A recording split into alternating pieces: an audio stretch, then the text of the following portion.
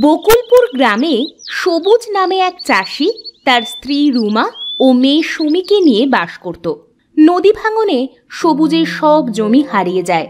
সবুজের নিজের কোনো জমি ছিল না, থাকার মধ্যে শুধু ভিটে মাটিটুকুই রয়ে গেছে। সবুজ অন্যের জমিতে চাষ করে যে ফসল ফলাতো তার অর্ধেক জমির মালিককে দেওয়ার পর বাকি অর্ধেক ফসল দিয়ে নিজের সংসার চালাতো। এভাবে আর কতদিন গিন্নি? আমি যে আর পারছি না মনে হচ্ছে। এত সহজে ভেঙে পড়লে কি হবে বলো? আমার কি করবার আছে বলো?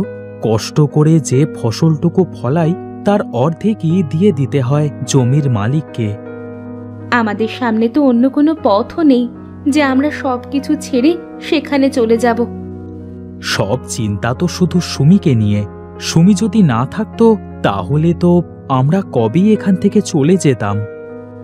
যেভাবেই হোক মেয়েটাকে মানুষের মতো মানুষ করতে হবে। দেখতে থাকি বিধাতা আমার সাথে আর কি কি করতে পারে। আমার বিশ্বাস একদিন সব ঠিক হয়ে যাবে গো। কিভাবে সব ঠিক হবে বলো গিন্নি? তিনি চাইলে সবই হতে পারে। তা ঠিক বলেছ। তা তুমি আজ মাঠে যাবে না? মাঠে তো যেতেই হবে, তা না হলে যে না খেতে পেয়ে মরতে হবে।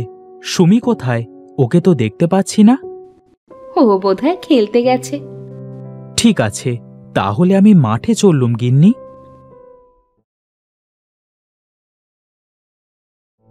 সবুজ মাঠের দিকে চলতে শুরু করে। চলতে চলতে সবুজের অমলের সাথে দেখা হয়। কিরে সবুজ, এই কাঠফাটা রোদে কোথায় চললি? অনেক কাজ পড়ে আছে, মাঠের মধ্যে যাই একটু। আমার উত্তরের মাঠে 2 বিঘা জমি পড়ে আছে। দূরের মাঠ বলে চাষাবাদ করতে অসুবিধে হয়।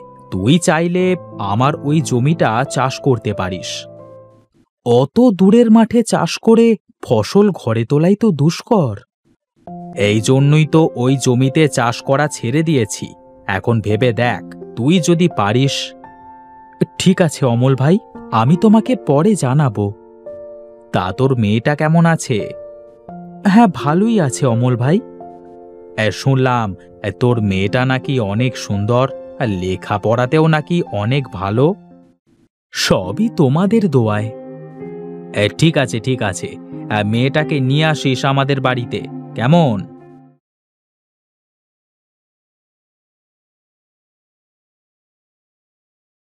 সুমি আর রিমা একই স্কুলে পড়ে। রিমা হলো অমলের মেয়ে। সুমি আর রিমা সব সময় একসাথে স্কুলে যায়। সুমি সব সময় হাসি খুশি থাকে। বাবা মা কষ্টে থাকলেও তারা কখনো সুমিকে বুঝতে দেয় না। এই সুমি, দেখ তো আমার নতুন জামাটা কেমন লাগছে।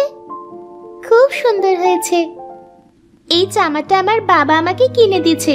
বলেছে ভালো লেখাপড়া করলে প্রতি মাসে আমাকে একটা করে নতুন নতুন জামা দেবে। সে তো খুব ভালো কথা। সুমি আর রিমা গল্প করতে করতে স্কুলে যায়। সবুজ মাঠ থেকে বাড়ি ফেরে। কই গো গিন্নি, তাড়াতাড়ি দুমুঠো ভাত দাও দেখি। তুমি হাত মুখ ধুয়ে বসো, আমি খাবার নিয়ে আসছি।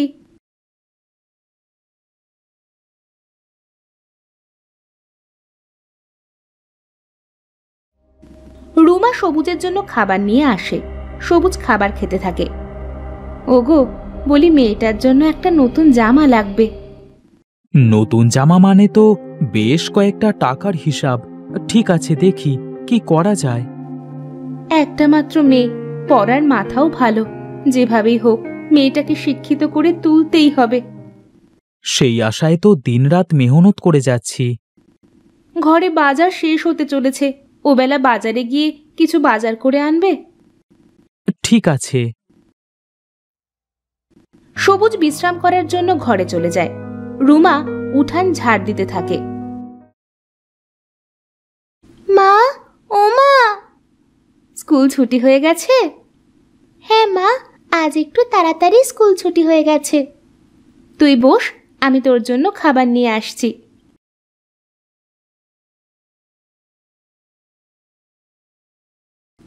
রুমা ঘর থেকে খাবার এনে সুমিকে খেতে দেয়। সুমি খাবার খেতে থাকে আর রুমা পাশে বসে সুমিকে বাতাস করতে থাকে। আচ্ছা মা, আমাদের নিজেদের কোনো জমি নেই কেন? আগে আমাদের সবই ছিল রে মা, আজ ভাগ্যের ফেরে সব হারিয়ে ফেলেছি।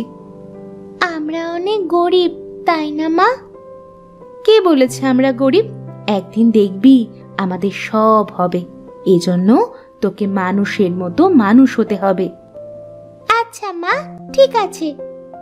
সবুজ ঘর থেকে বাহিরে আসে। কি গল্প হচ্ছে মামের? আমি বড় হয়ে অনেক বড় ডাক্তার হব বাবা। এজন্য তো তোমাকে মন দিয়ে পড়াশোনা করতে হবে মা। এত তাড়াতাড়ি তোমার ঘুম ভেঙে গেল? বাজারে যেতে হবে বললে, আমার সুমি মায়ের জন্য নতুন জামা আনতে হবে। নতুন জামা আমার জন্য? হ্যাঁ মা, তোমার জন্য তোমার বাবা নতুন জামা কিনে আনবে। কই গিন্নি, বাজারের ব্যাগটা দাও দেখি।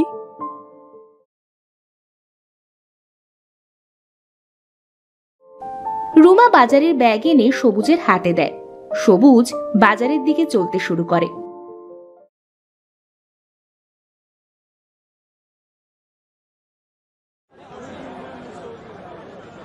বাজারে গিয়ে সবুজ সবার আগে মেয়ের জন্য একটা লাল টুকটুকে জামা কেনে। তারপর বাজার সদাই করে সবুজ বাড়ি চলে আসে।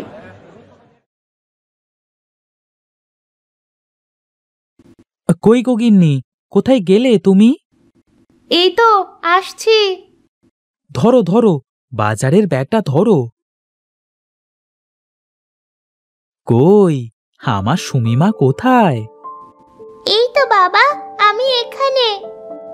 এদিকে আয় মা, দেখ তো জামাটা কেমন হয়েছে। খুব সুন্দর, খুব সুন্দর হয়েছে বাবা। যা দেখি মা, জামাটা গায়ে দিয়ে আয় তো। সুমি নতুন জামা পেয়ে অনেক খুশি হয়। আমাকে কেমন লাগছে মা নতুন জামাতে? একদম রাজকন্যার মতো লাগছে। কার মেয়ে দেখতে হবে তো। তোমরা ঘরে গিয়ে বসো, আমি রান্নার কাজ শেষ করি। এভাবেই চলতে থাকে সবুজের ছোট্ট সংসার। ছোট সুমি আস্তে আস্তে বড় হতে থাকে। বড় হতে থাকে সবুজ আর রুমার স্বপ্ন। সুমি একদিন বড় ডাক্তার হবে, সবুজ আবার তার হারানো সম্পত্তি ফিরে পাবে।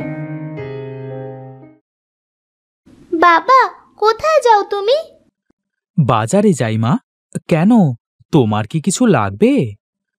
আমার খুব করে কাঁঠাল খেতে ইচ্ছে করছে। ঠিক আছে মা, আমি বাজার থেকে আসবার সময় বড় দেখে একটা কাঁঠাল নিয়ে আসব।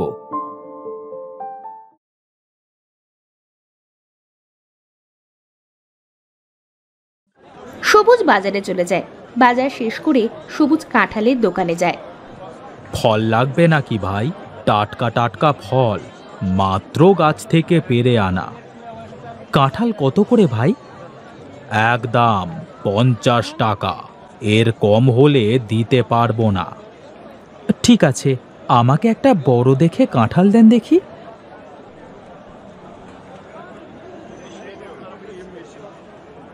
সবুজ কাঁঠাল নিয়ে বাড়িতে চলে যায়।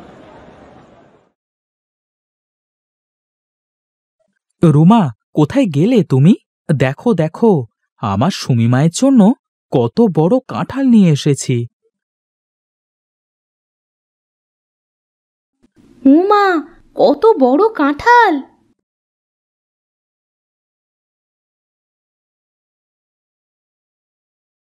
রুমা সবুজ ও সুমিকে কাঁঠাল খেতে দেয়। খুব মিষ্টি কাঁঠাল এটা বাবা।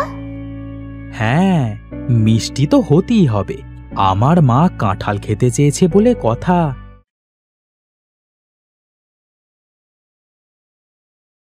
কাঁঠাল খাওয়া শেষ করে সুমি কাঁঠালের কয়টা আঁটি বাড়ির পাশে লাগিয়ে দেয়।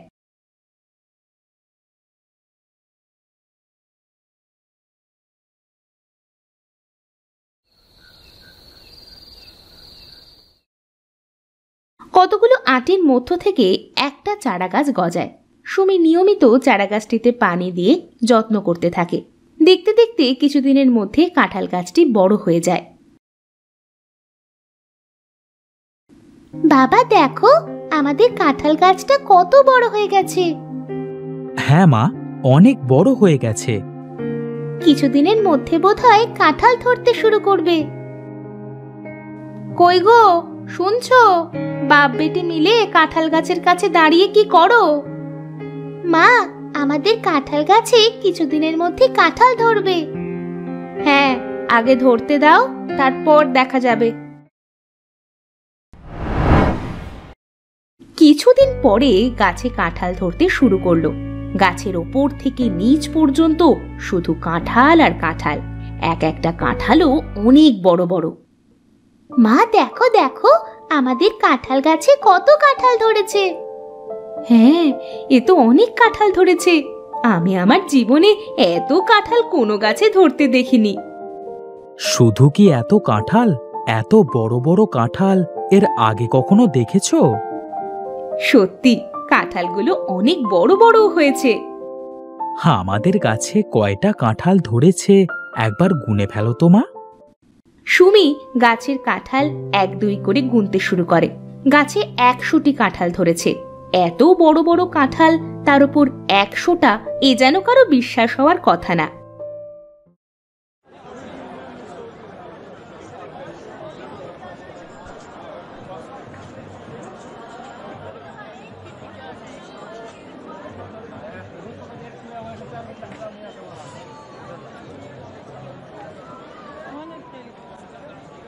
সবুজ একটা একটা করে কাঁঠাল বিক্রি করে অনেক টাকা পেল এবং তা দিয়ে মেয়ের লেখাপড়ার খরচ চালাতে লাগলো।